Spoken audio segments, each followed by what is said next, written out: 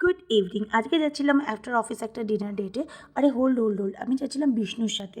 মানে হাসব্যান্ডের সাথে আজকে ডিনার ডেটে যাচ্ছিলাম। অ্যাকচুয়ালি অনেক দিন ধরে আমরা প্ল্যান করছিলাম বাট সামহাউ হয়ে উঠতে পারছিল না।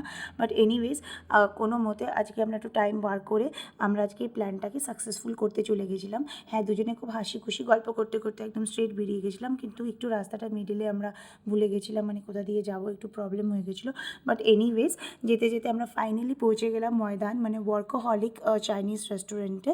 আর রেস্টুরেন্টটা খুব সুন্দর। আমরা রিভিউ পড়ে গেছিলাম, বেশ ভালো রিভিউ ছিল। তো ভাবলাম নিজেও একবার এক্সপিরিয়েন্স করে আপনাদের সাথে সেই এক্সপিরিয়েন্সটা শেয়ার করি। হ্যাঁ, দেখুন রেস্টুরেন্টটা আপনার ভীষণ ভালো লাগছিলো। এনিওয়েজ ইন্টেরিয়ারটা ভীষণ ভালো ছিল। একটা গ্লাস ওপেন কিচেন ছিল, যেটা আমার খুব ভালো লাগছিলো। দেখতে পাচ্ছিলাম, ওপেন বলবো না, sorry to say, but glass দিয়ে একটা এরকম ফ্রেম করা ছিল, দেখতে ভীষণই ভালো লাগছিলো সামনে থেকে। আর এটা হচ্ছে ওভারঅল ইন্টেরিয়ারটা ছিল, যেটা আমার খুব ভালো লেগেছে, সিম্পলের মধ্যে সুন্দর। মেনু কার্ডটা দেখে আপনি অতটা বুঝতে পারবেন না, কিন্তু price are not that reasonable, but quantity wise অনেক ছিল। 8 পিস চিলি ফিশ ছিল। আর এখানে হাক্কা চাউমিন দেখতেই পাচ্ছেন কোয়ান্টিটিটা, এটা 10 পিস চাইনিজ চিকেন ছিল। বাট এনিওয়েজ এটা একটা চাইনিজ নেম ছিল, আমি এক্স্যাক্টলি বলতে পারছি না।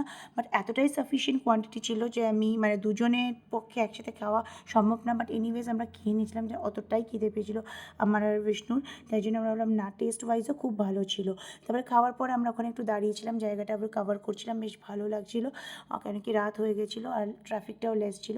এত খেয়ে নিয়েছিলাম, বাট আর কিছু মানে বলতে পারছিলাম না। ব্যাস মানে ভাবছিলাম কোল্ড ড্রিঙ্কস খেয়ে বাঁচবো, বাট স্ট্রেট যাবো মেট্রো থেকে। যদি ব্লগটা ভালো লেগে থাকে একটা লাইক শেয়ার সাবস্ক্রাইব করে দেবেন। ভালো থাকবেন, সুস্থ থাকবেন, টাটা, গুড নাইট।